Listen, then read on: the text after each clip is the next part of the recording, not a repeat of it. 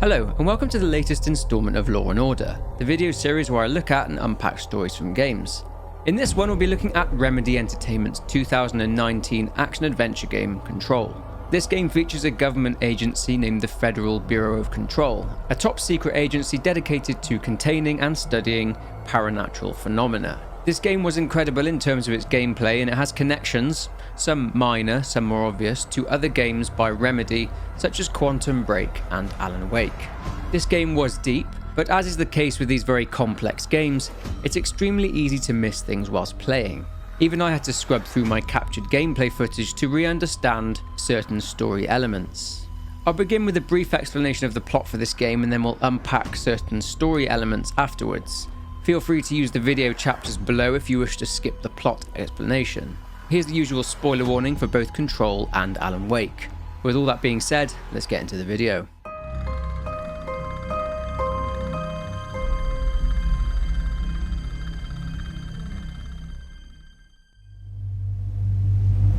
It's October 2019. Jessie Faden is in New York City in search of her brother Dylan, who went missing after being kidnapped 17 years earlier, and Jessie has been searching for Dylan ever since that day. Jessie had been led to a building called the Oldest House. She has been led there by a mysterious entity, an extra-dimensional companion called Polaris, who communicates with Jessie via her subconscious. The Oldest House is a top-secret US government building, which is itself home to the FBC, or the Federal Bureau of Control. The Bureau is dedicated to the discovery, containment and research of paranormal phenomena and the investigation of things called AWEs, or Altered World Events. The building, at least at first glance, seems to be completely deserted. The truth of the matter is that the entire building is in lockdown. Heading up to the second floor, Jessie meets the building's janitor, a man named Ahti, who, quite bizarrely, indicates that he's been expecting her and tells her that she is there for the job as his assistant. Ahti gives Jessie directions to her interview. She ascends towards the director's office in the elevator, but she hears the sound of a gunshot coming from the director's office. She finds the FBC director Zachariah Trench dead in his office with what appears to be a self-inflicted gunshot wound. Jessie is told by her companion Polaris to pick up Trench's gun, called his service weapon. After picking up the service weapon, a gun that carries paranormal power, Jessie is transported to another place called the Astral Plane. She speaks to something called the Board, an extra-dimensional being that is depicted as a large black upside-down pyramid. The Board then appoints Jessie as the new director of the FBC, and then an apparition of Trench gives her a task: to protect the Bureau and to find something called the Hotline. Jessie agrees, but she is still determined to find her brother. She finds that she is able to use the service weapon, and after stepping out of the director's office, she is attacked by FBC agents. These agents, though, seem to be possessed by a glowing orange entity that Jessie nicknames the Hiss. And this explains why the entire building is on lockdown. The Hiss has spread through the FBC like a virus, corrupting the entire building and everyone in it. Except, it seems, for Ahti. Jessie comes across more Hiss-corrupted individuals, which appear to float in the air and seem to be chanting. Some are dormant, but some attack Jessie on sight. Shortly after this, Jessie cleanses Hiss-corrupted points named control points, and these cleansed control points restore an area to relative safety again. After cleansing the area upon the guidance of another Trench apparition, Jessie eventually meets an FBC research specialist named Emily Pope. She was serving under the leadership of the FBC head of research, a scientist named Dr. Casper Darling. Emily explains that Dr. Darling is missing, but that before he went missing, he designed a contraption called an HRA, a wearable device that protects people from the corruption of the Hiss, which explains why the agents walking around aren't corrupted. Jessie agrees to help the FBC agents reclaim the building back from the Hiss. Jessie was tasked by the Board to protect the Bureau, and that means defeating the Hiss and cleansing the Oldest House of the corruption that has taken hold of it. Emily tells Jessie that the hotline itself, something called an object of power, is located in the communications department through the mailroom. She also mentions that the communications department was run by a man named Tomasi. On the way, Jessie, with the help of Polaris, has to cleanse an object of power called the floppy disk, or, as the Board refers to it, the nuke. This gives Jessie the ability to use telekinesis. The Board tell Jessie that the Hiss is now burrowing into the astral plane. Sure enough, Jessie gets to the mailroom and finds that Tomasi is Hiss corrupted due to his lack of having a HRA device. A fight ensues and Jessie defeats Tomasi. But he isn't completely defeated, he is forced to retreat and disappears. Jessie sees a pull cord and yet another vision of Trench, who tells her to travel through a place called the Ocean View Motel and Casino and to find the door with the Black Pyramid. A sign tells Jessie that the rule of 3 applies, and Jessie pulls the cord 3 times, and lo and behold, Jessie is transported to the motel. Finding the door with the Black Pyramid, Jessie goes through it and reaches the hotline chamber. Trench tells her that his management team are the ones who know the secrets of the Bureau. Dr. Darling, Tomasi, who we've already met, Salvador, and Marshall. Marshall is described by Trench as his head of operations. Returning to Emily, they deduce that with Darling currently missing and Tomasi his corrupted, Jessie's only 2 remaining options are Salvador, who is head of security, and Helen Marshall. Emily explains that she took a team of rangers to the research sector in order to secure production of HRAs. Emily explains that getting there will be impossible due to the building's lockdown status. She mentions that Jessie could perform a directorial override, but this can only be done in the maintenance sector. Problem is that Jessie needs to find a way to get there, due to the lockdown making certain areas inaccessible. Jessie leaves and hears singing coming from an elevator. It's Ahti, the janitor. Jessie hears his voice telling her it's time to work and to meet him in maintenance. Unable to access the directorial override control, Jessie goes to Ahti's office. He's been waiting for her, and he says that he needs an assistant. Ahti says that he can get her to the override in order to lift the lockdown, but that he himself needs help too. Ahti says that the oldest house has a vermin problem, and that this vermin problem has messed up the cooling pumps and the power generators. Ahti mentions that this puts the entire plant at risk of blowing up and killing them all. Jessie enters the NSC power plant and meets a security chief called Simon Arish. He explains that the NSC, which is believed to be a nuclear reactor, is constantly overheating and his colleagues are being shot at before they can get to repair it. Arish also mentions that Dr. Darling knew a couple of days before everything went to pot, not only that the Hiss were coming, but also that the NSC would be a target. What's bizarre is that Darling was apparently tearing his own clothes off. Anyway, Jessie gets to work in removing the problem. Afterwards, with things back to relative normalcy, Jessie cleanses the control point inside the NSC control room, and using her service weapon, she initiates the directorial override, removing the internal lockdown. This fully opens up the sector elevator and gives access to the research sector, along with another mysterious sector. Returning to Emily again, Jessie comes clean as to why she's there in the first place. Because of Dylan. She explained that when they were kids, they found an old slide projector in the landfill site in their hometown of Ordinary in Maine. The slides inside the slide projector then opened doorways to other places. Essentially, things got out of hand and bad things came through the doorways into the earthly dimension, if you like. She explains that despite the bad things coming out of the doorways, they found help through Polaris. They shut the projector off and the bad things that escaped through the doorways simply disappeared. Jessie then explains that after that happened, the FBC turned up and tried to grab them both. Jessie escaped, but Dylan was taken. She explains that her primary goal is to find her brother. They talk about the slide projector and its being an object of power. Emily mentions that she peeked at the files for the Ordinary incident, something referred to by the FBC as an altered world event, and it appears that both Trench and Dr. Darling were involved in it somehow, and that a large part of the containment sector was reserved for it. Emily also mentions that she found 2 files in Darling's classified records. She couldn't see the files fully, but she says that one of these mentions something called P6, which referred to a prime candidate for a potential future director of the Bureau. Jessie instantly links P6 to Dylan's disappearance. Now, the other file referred to something called Hedron. The HRA and the devices that the agents are wearing stands for Hedron Resonance Amplifier, so Emily assumes a connection there somewhere. Given that Helen Marshall went to the research sector to try and secure production of the HRAs, Jessie heads there next in order to try and find Marshall.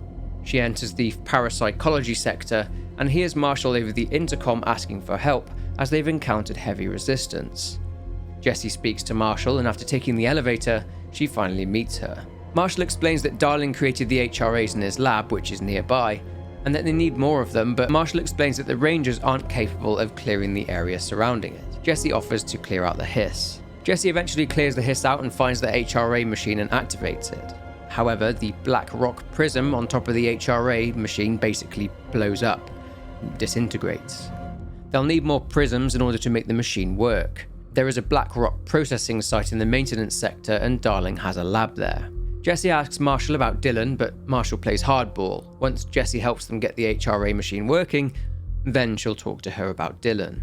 Assuming that Darling will have stored more prisms in his lab, Jessie heads towards the Blackrock processing site. On the way, she sees Arish.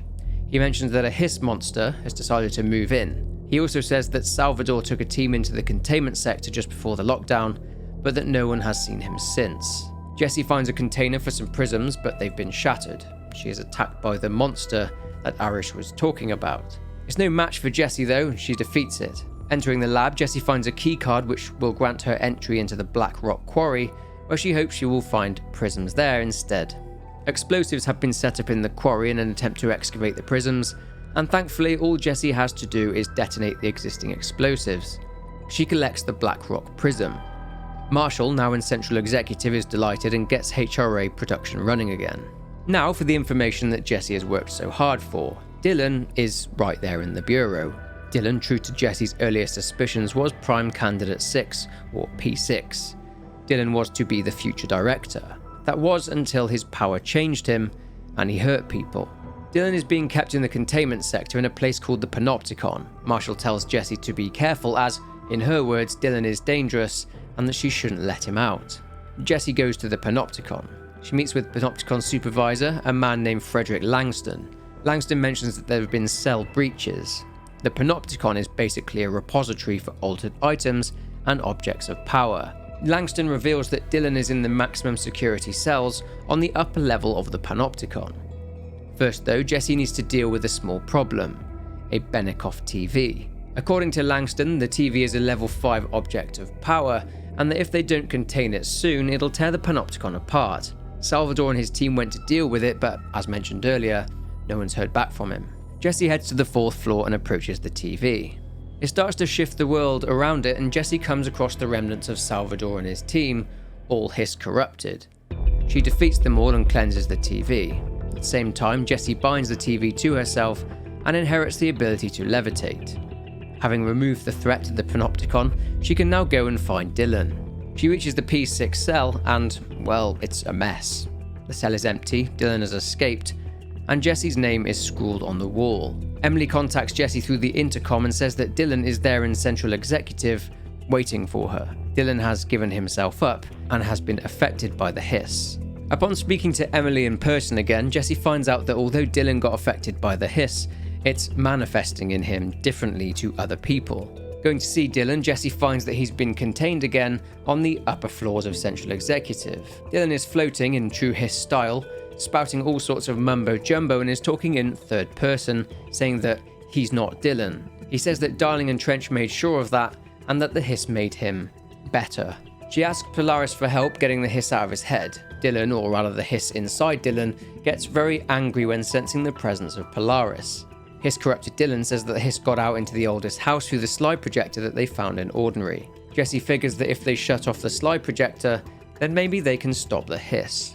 Dylan then tells Jessie to go to the Prime Candidate program in the containment sector.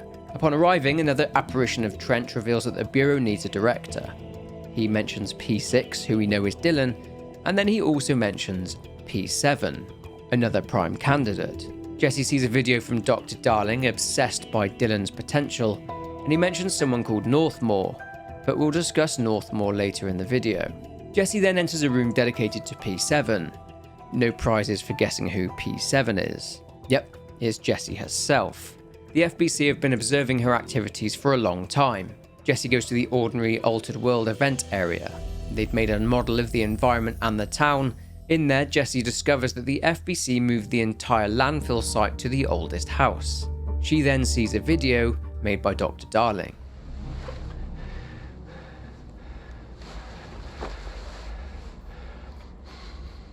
Effective immediately. I'm setting up a new department. Dimensional research in the research sector. Transferring the slide projector there. That's where my focus will be now. The Ordinary site remains as is. We'll be back to... I don't know when. Jessie needs to head to the research sector, an area called Dimensional Research, a whole area dedicated to the slide projector. Jessie needs to go through an area called the Ashtray Maze.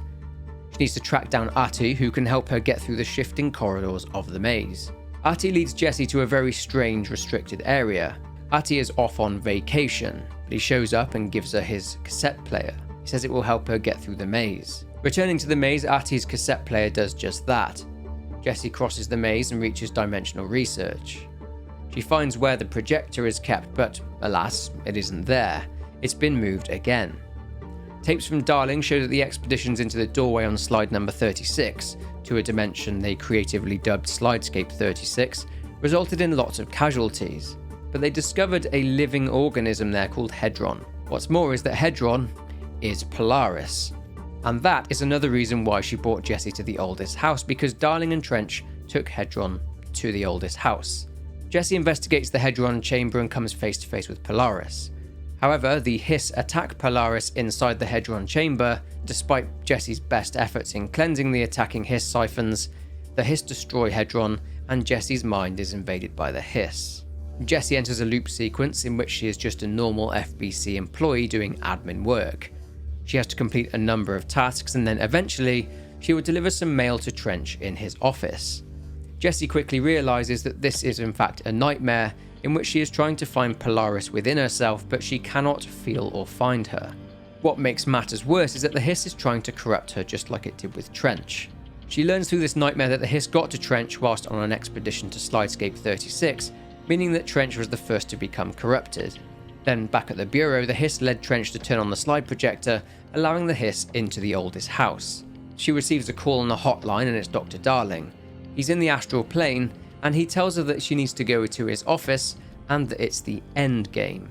She travels through the Ocean View Motel again and inside, she finds Polaris. Even though Hedron is gone, she manages to evade the corruption of the Hiss, realizing they are the enemy, and she rediscovers Polaris within herself, cleaning herself of Hiss corruption.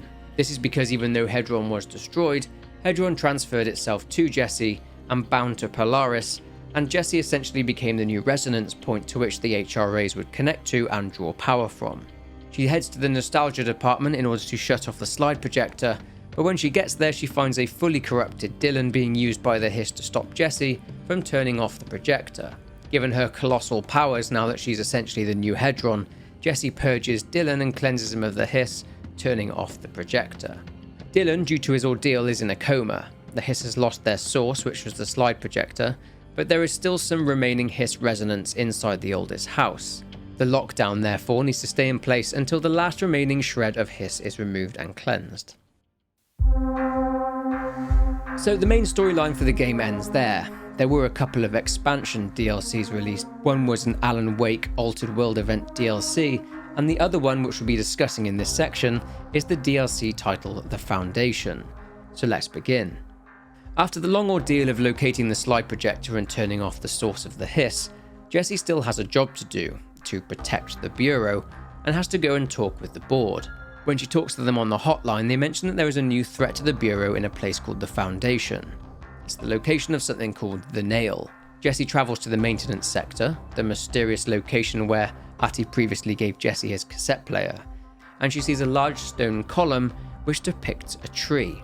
She touches it and is taken to the Foundation. The Foundation is essentially a network of caves covered with red sand. Not only that, but there appear to be remnants of FBC investigations in the Foundation, and they have been abandoned. Sure enough, Jessie encounters more Hiss-corrupted agents. It's not long before Jessie receives a message from the hotline. It's Helen Marshall, who you'll remember was head of operations. This explains what Helen Marshall told Jessie after she procured the BlackRock sample for the HRAs. I need to go check on something. Something I cannot let the Hiss find.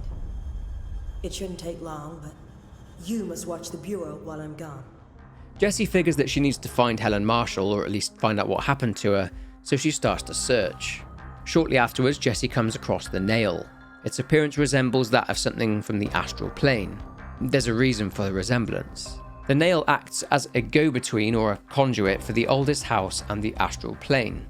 The problem is it's been damaged, and the astral plane is beginning to leak into the oldest house, which will be disastrous. The board grant Jessie one of two powers in order to aid her in her mission, and she chooses one. There are 4 nodes that the Nail uses, and Jessie needs to find these nodes. At some point during her journey through the Foundation, Jessie meets the Former. As the name suggests, the Former is an ex-member of the board. Jessie actually met the Former during a side mission involving a fridge object of power, but don't worry, we'll get to that later in the video. The former, against the wishes of the board, grants Jesse the second power, which kind of infuriates the board. This fury doesn't last long though, as all they really want is for Jesse to repair the nail. After taking care of all 4 nodes, Jesse heads all the way down to its base and she finds Helen Marshall there, deceased, but of course she's Hiss corrupted. After a brief battle, Jesse defeats Hiss Marshall and the threat has been contained. Jesse then gets to work and cleanses the nail. Jesse discovers that Marshall actually tried to blow up the nail herself. This was because she knew that the Hiss would be coming for it. This action wasn't what killed her though, not directly anyway. An astral spike came through, probably sent by the board as a defensive measure, and it came into contact with Marshall, damaging her HRA, and therefore she got Hiss corrupted. It seems Marshall didn't trust the board at all, a distrust that Jesse herself was starting to feel too. Jesse is angry that the board effectively killed Marshall. Jesse's aim is to run the Bureau how she sees fit, but to do so in a way as to not make the board suspicious, to let them believe that they are still in control. As Jesse leaves, she sees the former disappearing into the Foundation, setting up a potential story continuation in the next game in the series. But that's it for the plot. Before you attack the comment section, I am aware of the AWE expansion and its connection to Alan Wake, and we will be discussing it shortly. But anyway, we've got a lot to unpack, so let's start with the history of the Bureau. The Federal Bureau of Control, the FBC, or more simply the Bureau, is a top-secret US government organization. Their role is to contain and study objects with paranatural energy attached to them. Essentially normal items like TVs, refrigerators and VHS tapes, which have been altered by spiritual power or forces from another dimension. These are termed by the Bureau as altered world events, objects of power, altered items and places of power. The Bureau are based out of a building called the Oldest House. Now the interesting thing about the Oldest House is that it exists outside of reality. At one point it's even being described as only being there if you are directly looking for it. But the Oldest House isn't where they started operating from. So let's get into some brief history. It seems that the first part of learning and knowing the history of something is knowing how old it is. Except no one really knows how old the FBC is, although the agency was definitely founded sometime in the 20th century and that they used to be located in Washington, DC. The first known director of the Bureau was a man named Theodore Ashe Sr. I say senior as his son Theodore Ashe Jr. was head of research. At some point, Theodore Sr. died, and a man named Broderick Northmore replaced him as the director, albeit in a temporary capacity. Whilst investigating an altered world event in the subway tunnels of New York City, the FBC discovered the Oldest House, itself a place of power. Through the discovery of the Oldest House, they came across the Foundation, the Nail, and of course, the Astral Plane. They also then discovered the service weapon, the weapon that Jesse inherited from Zachariah Trench. Northmore then, due to him handling the service weapon, met with the board for the first time, and he bizarrely became imbued with powers of a thermal nature. Instead of becoming a good director, Northmore became obsessed with power. He said that the board were in charge, and that the FBC were essentially their guests inside the Oldest House. The Bureau eventually accepted this and began investigations inside the Astral Plane. Theodore Jr. had, let's just say, a different opinion on the board, as he believed they were a hostile entity who invaded the Oldest House and settled there. Ashe then tried his best to keep the Bureau and the board away from one another. Through careful investigation, the Bureau would continue to find altered items. These altered items would grant specific powers. We see this through the various items that Jesse obtains her powers from. Anyway, these altered items are linked directly to the board. The Bureau investigated objects of power and found that they could be used to transport people to the astral plane, something called astral dives. Northmore, however, was unraveling and he became unable to control his thermal powers. His deputy, who happened to be Zachariah Trench, convinced Northmore to contain himself inside a huge sarcophagus, and his thermal powers served to be the power source for the Oldest House. Remember the mission where Jesse had to do something with the power? The NSC power plant? Well, Northmore was inside the reactor providing power. Then Trench became the director. It was apparently under Adair that he picked up the service weapon, but Trench was a proactive director. He had the Panopticon built, which was a containment area for altered items and objects of power. He also established the Dead Letters Archive, a database for the FBC researchers to be able to investigate paranatural phenomena of which may be present in the letters. And more importantly, Trench oversaw the Prime Candidate program, a program dedicated to finding a successor for his role as director. Trench then appointed a new head of research, Dr. Casper Darling, but more on him later. So when we talk about the board itself, we're talking about a group of paranatural entities. They are pretty much invisible, and they live in the astral plane, as we've previously discussed. They speak to Jesse in particular via a language that few even understand, although Jesse is able to grasp the gist of what they're trying to say. They communicate via a massive upside-down black pyramid, which is itself located in the astral plane. Casper Darling surmised that the board only control the pyramid, rather than the entirety of the astral plane. Despite the board being invisible, they do potentially have physical form. This is seen through another paranatural entity, the Former. It's not really clear as to what happened, but Former, as the name suggests, used to be a member of the board and was exiled. The board feels very strongly about the fact that the Former is someone or something that Jesse should avoid. And in the Foundation, the board say that the Former is trying to build an opposition to the board. The Former does say at one point that they were blamed for something by the board. And the board show their anger when Jesse accepts Former's offer of a second ability in the Foundation. And as we see at the end of the Foundation, Jesse doesn't trust the board at all. Now in a side campaign, Jesse can encounter an FBC agent sat there watching an altered item, a refrigerator known as the Arctic Queen. The agent, named Philip, had been supervising the item for 24 straight hours as his replacement hadn't turned up. Philip dies and Jesse has to cleanse the item, and inside she meets with and fights Former, who was in control of the item. In the Foundation, it appears that although they fought here, later on it appears that there was no animosity as it was a misunderstanding.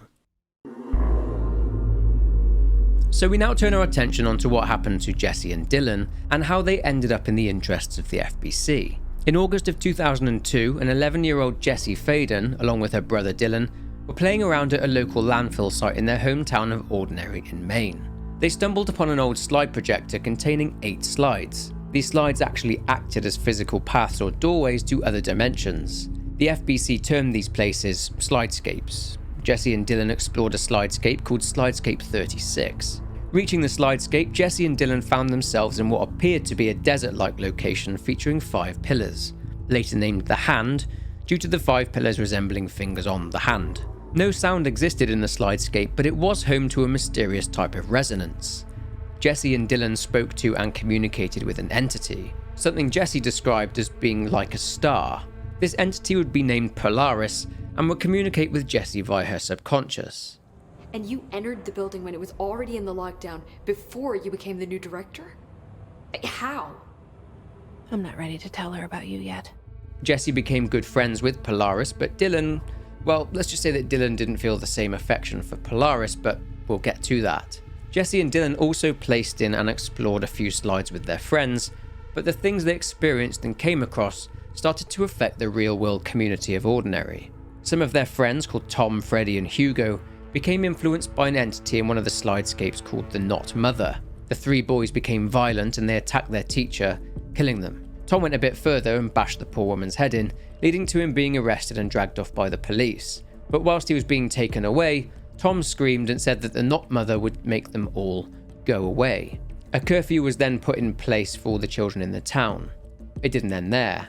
The next morning, in line with what Tom said, the adults simply vanished. Jesse, Dylan, and other children attempted to end what was happening and discovered Tom and his friends residing in the Not Mother slidescape. They'd been transformed into horrific creatures by the Not Mother, and they were chased.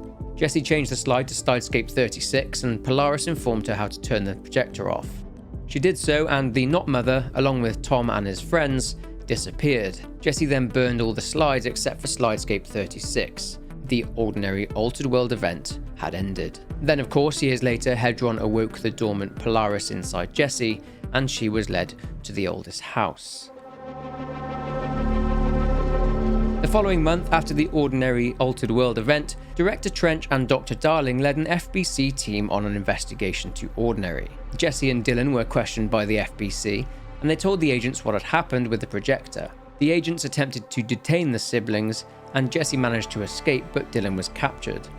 The slide projector was then considered to be an object of power, and was taken back to the oldest house. Not only that, but Dr. Darling had the entire Ordinary landfill site moved to the Bureau's containment sector. Now here's the thing. The Bureau found 7 slides. 6 of them were, as previously mentioned, burned by Jesse and couldn't be used. One was Slidescape 36. But what happened to slide number 8? Well, Trench secretly kept that slide for himself. The projector itself ended up in the dimensional research sector, and Dr. Darling researched it extensively. Him and teams of agents went to Slidescape 36, but there were many deaths due to the high resonance inside the Slidescape. Trench would go with the FBC teams into Slidescape 36. He was wearing a special suit to protect himself, but he claimed to have felt something reverberating inside of him, but nothing was found to be wrong. The team found a massive entity made up of resonance, and they called it Hedron. The FBC then relocated this entity to the Bureau inside the Dimension Research Sector. Darling would spend so much time researching Hedron that he began to see visions. Dr. Darling then became convinced that there was a hostile resonance, viral in nature, which was about to enter the oldest house. Dr. Darling then developed the Hedron resonance amplifiers that agents were wearing inside the oldest house. Trench, on the other hand, was actually affected by the something that he felt reverberating inside of him in Slidescape 36. He started to think that Hedron wanted to harm the Bureau and viewed Dr. Darling as corrupted by Hedron, along with every other person who wore the HRAs. He stole the slide projector from its keeping place and inserted the burned slide that he secretly kept for himself. This slide would be the catalyst for everything that was to happen next. I'll take the slide projector to the nostalgia department. I'll turn it on. I'll bring the hiss in. I'll fix this. I can hear them plotting against me. The hiss, the exact hostile resonance that Dr. Darling foresaw, entered into the oldest house and began its invasion. The hiss is essentially just interdimensional resonance. When the hiss invaded, it began to corrupt anyone not lucky enough to be wearing an HRA device. These people were unfortunately killed the moment they became hiss corrupted. Some of these poor individuals in question were Tomasi, along with the FBC head of security, Agent Salvador. Strange things happen to hiss corrupted, as they float in the air in most cases and attack when they sense a threat. They repeat something called the hiss incantation, although it's not exactly clear as to what purpose this serves. Anyway, the hiss goal was also unclear, but Jesse, along with Emily Pope, had a theory that this aggressive resonance was in fact after the board. Trench saw the hiss as a good thing, as a positive thing, and he hated Polaris and Hedron. Another who shared this view was Dylan Faden, but again we'll discuss him shortly. The hiss didn't just affect and corrupt humans though, it corrupted objects of power too. The danger of the hiss is that it would be game over if it was to enter or get out into the world. So due to this, the oldest house was locked down, and all FBC departments were cut off from one another. Hedron, just prior to the invasion, sensed that this would happen and used Polaris to lead Jesse Faden to the oldest house, leading to the events of the game itself. But what exactly is the hiss, and where exactly did the hiss come from? According to the Control Wiki and referenced in the Altered World Event Control expansion, it appears that the hiss was heavily influenced by Alan Wake. I have already covered the story of Alan Wake in a separate video, so if you haven't seen that one, the link is in the description. So when Alan Wake rewrote reality from the confines of the Dark Place, he used this to create a crisis for Jesse along with the FBC. Along with this crisis, Wake also wrote the hiss incantation to convey an alien force mimicking human intelligence. In the story for Alan Wake, who was a troubled fiction writer, Alan and his wife Alice visited a small town called Bright Falls. Alan was struggling for inspiration, so Alice decided he needed a break. They rented a small cabin, but Alice had an ulterior motive. She had arranged for him to meet a psychologist there in Bright Falls, a man named Dr. Emil Hartman. Eventually, Alan found out they had an argument and Alice went missing as she was dragged into Cauldron Lake, which was itself a paranatural location connected to an alternate dimension called the Dark Place. Alan dove into the lake after his wife. Alan, after being pursued by a dark force called the Dark Presence, which can be defeated by light, eventually meets Hartman in his search for Alice, and after Hartman offers Alan a place to stay at his clinic, he punches him. Sometime later, Alan does end up at Hartman's clinic, and Hartman, claiming Alan is experiencing a psychotic break, claims that the Dark Presence is all in Alan's own head. Hartman had been researching Cauldron Lake and its power for years. The Dark Presence, however, does attack the clinic, and Alan escapes with the help of his agent, Barry. Alan basically works out that the Dark Presence is trapped within Cauldron Lake and is trying to use Alan, also trapped there, to write things into reality through a novel called Departure. Alan is being coerced into this as the Dark Presence is essentially holding Alice hostage. It's trying to engineer its own escape from the lake. At the end of the game, Alan confronts the Dark Presence and destroys it using a light switch called the Clicker. Alan figures out that in order to maintain balance, he must stay there and write a new novel called Return, and the game ends. During this story, Alan met a sheriff, Sheriff Sarah Breaker. Sheriff Breaker's father, Frank, was himself an ex-FBC agent. He then reported the Altered World event and strange goings-on in Bright Falls to the FBC, and they went to investigate. At this point, Alan was obviously nowhere to be found, and Dr. Hartman's research on Cauldron Lake was discovered, and he was subsequently arrested by the Bureau. They released him shortly afterwards, and he dove into the lake. He became possessed by the Dark Presence. He wasn't on the run for long, as the FBC captured him and took him back to a special area in the oldest house called the Bright Falls AWE in the investigations sector. The FBC found Alice, who was given a psych evaluation and was found to have trauma and memory loss. She also reported seeing Alan, and this is the picture she took of him. Pretty creepy. But Hartman, sensing that Alice was nearby in the oldest house being interviewed, escaped and caused the entire sector to be locked down. This is where the Hiss come in. 2 years after Hartman broke out of containment, the Hiss invasion led to the Dark Presence and the Hiss to merge inside of Hartman, and he grew into a horrific monster known as the Third Thing. Alan appears to Jesse Faden on the hotline at one point, and this leads to her fighting with and destroying Hartman for good. Now, this expansion did give birth to theories. Is Control real? Or was it just a story written into reality by Alan, for Jesse to become the new director, as she gives him a real shot at getting out of the dark place, so that she will go to Bright Falls and get him out? The hotline even shows Alan writing things about Jesse Faden. There was something there. A presence. Jesse Faden could hear it. A call.